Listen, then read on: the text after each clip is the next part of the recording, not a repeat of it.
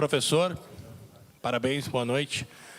A primeira pergunta de praxe, sua opinião sobre a partida, o desempenho da equipe e a importância da vitória, até para tranquilizar a questão de tabela também. Boa noite a todos.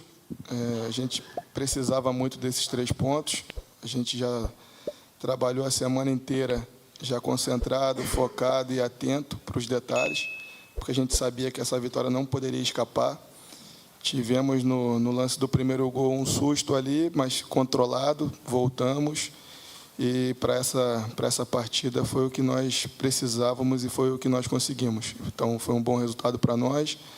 Andamos na tabela, ganhamos de um adversário muito forte, um adversário que está brigando pelo título do campeonato, assim como nós ganhamos do Flamengo, que briga pelo título, assim como nós empatamos com o Botafogo, que também briga pelo título. Foi uma sequência difícil, mas passamos por essa sequência de 3 jogos aí com equipes que estão brigando pelo título e conseguimos pontuar em todas elas, dentro e fora de casa. Salles, aqui, boa noite.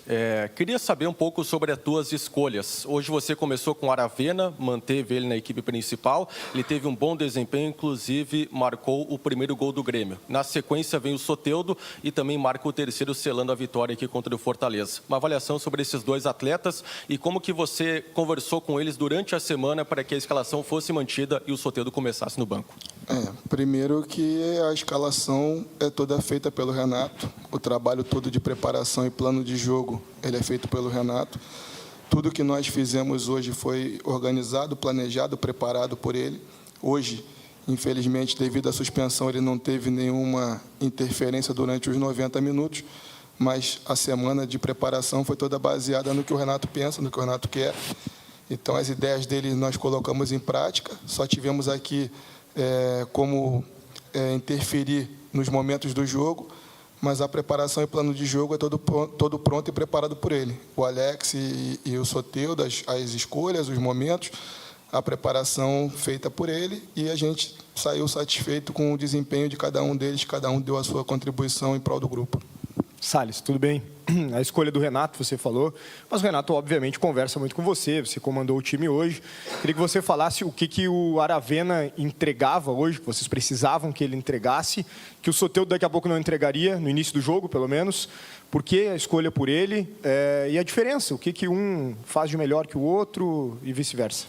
Então, quando a gente pensa em jogo, a gente tem um plano de jogo. O que é o plano de jogo? Quem vai entrar, quem vai fazer, como vai fazer, em que momento vai fazer, quem vai iniciar no banco, o que a gente propõe para uma segunda etapa, para um segundo momento do jogo.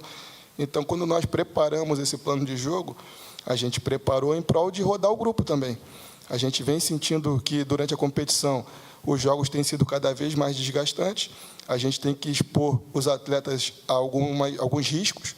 Alguns jogos, como foi o Gustavo hoje, que veio numa sequência e sentiu. Então, seria importante que a gente pudesse rodar o grupo e tivesse que cada um desse o seu melhor durante aquele momento que estivesse dentro de campo. Então, como nós rodamos o grupo, o Alex deu a contribuição dele. Quando nós achamos que estava cansado, o Soteldo entrou, e poderia ser ao contrário. Então, o importante é que a gente tenha todo o grupo à disposição para que eles possam nos ajudar em todas as fases e momentos do jogo. Boa noite, Marcelo. Parabéns pela vitória. O Grêmio conseguiu, nos últimos 2 jogos, mostrar uma coisa nova, não só no esquema tático. O Renato, aqui no jogo contra o Criciúma, o Renato já previa que mudaria o sistema de jogo, especialmente ali a parte da frente. Só que o Grêmio apresentou, além de uma mudança tática, uma mudança de postura, a maneira que a gente tem visto o Grêmio jogar nesses 2 últimos jogos foi completamente diferente, em termos até de comprometimento no jogo, obtenção de espaços, tirando espaços do adversário. A bola dividida foi muito mais a favor do Grêmio que em jogos anteriores. O que foi feito pela comissão técnica como um todo para que o Grêmio mudasse aquilo que a gente costuma chamar no futebol de atitude? E isso foi muito importante para, como tu dissesse, não perder ponto, nem levar gol para um Botafogo que é líder do campeonato, e hoje para um postulante ao título que é o Fortaleza, conseguir manter uma vantagem e até aumentá-la no final. Primeiro que a gente sempre fica atento aos detalhes, que é o que o Renato pensa e propõe para nós todos os dias. E a gente tem uma equipe de analistas de desempenho que estão à nossa disposição 24 horas e que nos ajuda muito. Então, a gente observa os pontos fortes do adversário, os nossos defeitos, erramos em alguns momentos e corrigimos. E cada vez que a gente erra, cada vez que a gente acerta, a gente passa para os atletas, a gente tenta dividir essa responsabilidade também com eles. Os jogadores sabem e têm entendimento de jogo, de conceito de jogo, modelo de jogo daquilo que a gente pensa. O Renato faz os ajustes em campo, a gente mostra no vídeo, corrige na pré-eleção, corrige nos treinamentos, corrige em sala. É um treinamento que o Renato costuma fazer bastante, um treinamento em sala, que são os vídeos, e vídeos individuais, vídeos coletivos. A gente trabalha muito em cima disso. Então, a gente procura sempre trabalhar em conjunto com a análise de desempenho. E esses vídeos são exemplos do que a gente quer que eles façam, do que aquilo que a gente não quer que eles repitam, e aquilo que a gente vai replicando nos jogos, e durante os intervalos a gente vai confirmando e afirmando isso para eles. Mantém, sustenta, continua, porque são situações que são de comportamento que são positivas, como vocês estão analisando e avaliando. Então, a gente quis que nos jogos, aquilo que foi feito dando certo, que eles fossem replicados a todo momento, e cada vez mais confirmando, e isso é importante para o jogador. Cada vez que o jogador vai tendo um comportamento que é adequado para aquilo que a gente propõe, para o nosso modelo de jogo, e a gente vai dando um feedback positivo para eles, jogadores inteligentes, experientes, e que sabem o que a gente pede é em prol de um grupo. Então, em algum momento ou outro, um ou outro jogador de ataque teve que se desdobrar para fazer um movimento defensivo, e os jogadores de defesa, como o Gustavo fez no jogo contra o Flamengo, se eu não me engano, ele teve que fazer um movimento ofensivo para ajudar esses jogadores. Então, as linhas jogando próximas, os jogadores um ao lado do outro, sabendo o que tem que fazer, em que momento quebrar o ritmo de jogo e trazendo essa bola para um lado onde não tem pressão. É esse o objetivo que a gente sempre procura fazer, com que eles trabalhem, entendendo o que a gente quer, entendendo o que o adversário nos pede no jogo, e, em cima disso, a gente tendo um comportamento que a gente acredita que tem sido bom por parte deles, porque eles estão tendo esse entendimento daquilo que vem sendo pedido pelo Renato. Tudo bem, Marcelo? Boa noite. Parabéns pela vitória. Tu citou algumas vezes que é o time do Renato, e parece que finalmente a gente está vendo o Grêmio do Renato de novo em campo, né? Um time com um primeiro volante, um segundo volante, um falso ponta marcador pela direita, um meia centralizado, um ponta esquerda e um centroavante. Curiosamente, um time com essas características conseguiu os melhores resultados do Grêmio no Campeonato Brasileiro. Eu vou lembrar do Atlético Paranaense, que foi um time reserva que teve esse modelo de escalação, Cuiabá com esse modelo de escalação, agora Botafogo, o empate com o líder e a vitória em casa. O quanto que este modelo 4-2-3-1 clássico do Renato é realmente o melhor esquema para esse elenco, e se nesse período vocês conversaram um pouco sobre o jogo mais coletivo. Hoje a gente viu os jogadores do Grêmio dando 1, 2 toques na bola e resolvendo a jogada. Em outros momentos, a gente viu uma centralização de jogadas no Soteldo. E o Soteldo levava para um lado, levava para o outro, levava para um lado, levava para o outro, mas não concluía as jogadas. O quanto ser mais coletivo ajudou o Grêmio nesses últimos jogos? Então, a parte coletiva, ela sempre existiu. Aquilo que a gente sempre vem pedindo durante os treinos é que a gente tivesse uma estratégia para cada momento, para cada fase e para cada jogo. Só explicando por hoje, então, só para vocês entenderem, a gente entendia que o lado oposto do Fortaleza era um lado para ser atacado. Então, a gente trabalhou de um lado e tinha que trabalhar rápido essa bola para chegar no lado oposto, para que a gente pudesse atacar o lado que era mais frágil. Então, conseguimos fazer isso, tanto de um lado quanto do outro. Todas as vezes que nós fizemos esse balanço, a gente conseguiu entrar na defesa deles, algumas com gol, algumas com perigo de gol, mas esse foi o objetivo. Então, para cada jogo é uma estratégia, para cada jogo é um plano de jogo, para cada jogo a gente pode alterar ou ajustar o nosso modelo de jogo.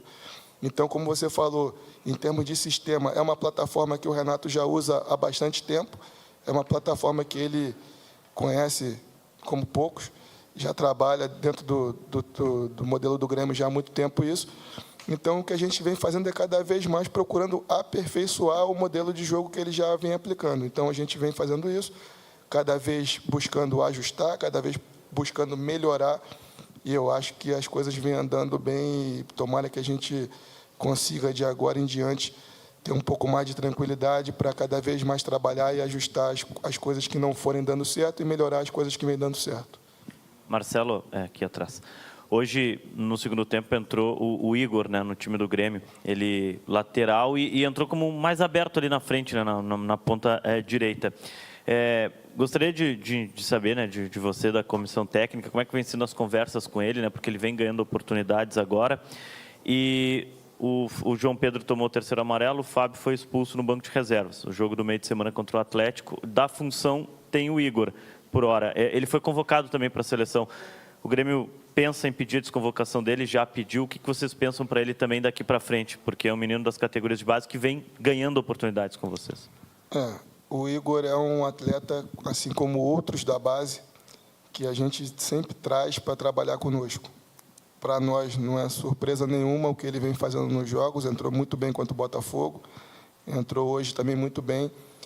Como você disse, é uma segunda linha, é uma função um pouco diferente do que ele faz em termos de posição, mas não em termos de função. Então, a gente sempre procura ajustar a posição e função.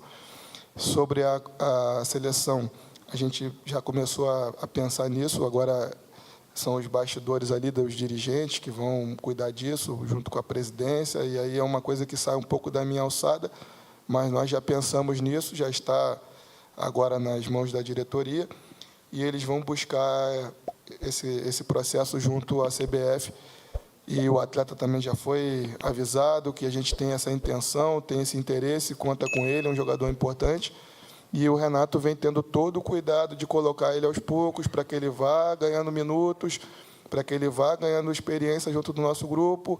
As correções individuais e coletivas a gente vem fazendo com ele diariamente. Como eu já falei aqui, levamos ele no nosso CDD, ele observa os comportamentos dele, os comportamentos dos companheiros dele, ajustamos e melhoramos para que, quando ele tiver realmente a primeira oportunidade dele de iniciar o jogo, que ele inicie o jogo já sabendo aquilo que nós queremos que ele faça e que ele tenha os comportamentos para a função que são ideais, independente dele ter muitos minutos ainda de jogo ou menos minutos de jogo.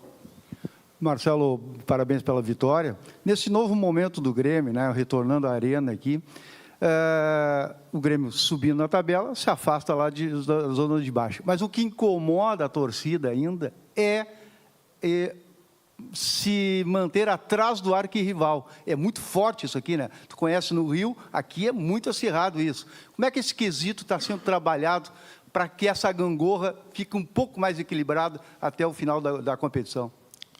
Então, só depende de nós agora manter aquilo que a gente já vem trabalhando. A gente tem que fazer a nossa parte. A gente agora tem um jogo antes do Grenal, então é viver passo a passo, não dá para a gente querer antecipar as coisas. As rodadas que vêm vindo na sequência são rodadas difíceis, rodadas importantes, então eu não posso já trabalhar pensando no nosso rival, se ainda tem um Atlético Mineiro pela frente, um outro adversário muito difícil, com jogadores de seleção, jogadores consagrados. Então, a gente agora, nesse momento, tem que respirar um pouco, comemorar um pouco essa vitória, que a gente tem essas próximas 24 horas só para comemorar, porque a partir de amanhã a gente já começa a pensar no Atlético Mineiro. Então, hoje é aquele momento que a gente tem hoje de relaxar um pouquinho nesse momento, e a partir da hora que a gente se apresentar amanhã para treinar, já trabalhar voltando no Atlético e focar realmente no Atlético. E quando for o momento da gente pensar no nosso rival, a gente pensa neles. Mas agora é pensar no Atlético Mineiro. Marcelo, boa noite aqui. Marcelo, as entradas de Aravena e Edenilson foram principalmente após aquele jogo contra o Criciúma, né, que o Renato deixou bem claro, queria fazer mudanças, até pelas questões de recomposição e os movimentos defensivos que tu citaste várias vezes na coletiva. Só uma questão me chamou a atenção, né, que tanto o Edenilson quanto o Aravena tiveram um número muito baixo de interceptações e roubadas de bola. O Edenilson não teve nenhuma interceptação, nenhuma roubada de bola. O Aravena teve uma interceptação, justamente pelo lado esquerdo, onde tem uma reclamação um pouquinho maior da torcida, e teve naquele momento até aquela vaia para o Reinaldo, e você pediu para a torcida abafar naquele momento, né, Marcelo? Como fazer, e eu vou tratar isso como um sistema todo, tá? Como fazer para estancar esse problema do lado esquerdo, onde é um setor onde o Grêmio vem sofrendo um pouquinho mais na temporada? Como fazer o movimento para que o Grêmio deixe de levar gols nesse lado, no sistema como um todo? Então, quando a gente toma um gol, fica, às vezes, visível pelo lado que a jogada termina. Mas a gente tem que ficar atento aos detalhes e de uma forma um pouco mais ampla. Então, a gente tem que estudar a forma como o gol nasce, não só como ele termina. Então, se você for ver a forma como a gente toma o gol, hoje, por exemplo, a gente tenta sair numa circulação de bola, erra um passe por dentro, essa bola volta nas costas e ela termina ali. Então, ela é um conjunto de fatores que levam, não foi o lado esquerdo que tomou o gol, foi uma falta de sincronismo nos movimentos, tanto por dentro quanto por fora, que fizeram com que essa bola terminasse por ali. Ela poderia terminar pelo outro lado. Não quer dizer que a gente poderia terminar pelo outro lado e tomar o gol do mesmo jeito. Porque o que importa não é o movimento só por fora, é o movimento por dentro. A gente, quando erra o passe, tinham 3 comportamentos que depois, isso é uma coisa que a gente vai conversar internamente, tinham 3 comportamentos que a gente gostaria que os nossos jogadores fizessem e a gente não fez um movimento ou outro. E aí ela estanca de um lado, que naquele momento foi pelo lado esquerdo. Isso é uma questão de ajuste interno, que nem eu falei aqui nos vídeos, a gente vai corrigir, vai melhorar isso aí. E agora é passo a passo, cada dia a gente mostrando. Infelizmente, às vezes a gente tem que corrigir tomando um gol, mas a gente espera que a gente tem que fazer as correções sem ter que tomar esse tipo de situação ofensiva para que a gente possa cada vez mais ganhar os jogos ou manter uma situação sem ter que tomar os gols. Boa noite, Marcelo. Parabéns pela vitória. Tomando como ponto também a pergunta do colega, ótima pergunta que eu imaginei fazer. E aí, mudando um pouco, tu não acha assim que também pode haver a possibilidade de jogar com 3 zagueiros em determinado jogo ou contexto para fazer com que os laterais não tomem tanto essas bolas, né, nas costas? Se isso também é pensado na comissão técnica ou o esquema com 4 atrás é realmente mais útil, né, nessa parte defensiva que o Grêmio vem pecando em alguns momentos? Obrigado. Então, mais uma vez, quando a gente fala em sistema de jogo, é um conjunto. Então, posso botar 3 zagueiros, 5 volantes, 4 meias, 2 atacantes, 3, é um sistema, é coletivo. Então, se a gente fizer 3 zagueiros, 2 alas, por exemplo, e mantiver, dependendo da posição que você queira fazer com um volante, 2 volantes, 1 meia, não importa. O que importa é que esses movimentos sejam coordenados para que essa bola não chegue no lado do campo. Independente, eu posso estar com uma linha de 4 e fechar o corredor lateral e não ter uma circulação de bola como nós já fizemos contra o Botafogo. O Botafogo tentava, circulava e não passava pelo nosso corredor lateral, nem pelo meio espaço, nem no central. Aí trouxemos de novo para um jogo de hoje como o jogo do Fortaleza. Nós fizemos o quê? O nosso balanço, nossa circulação.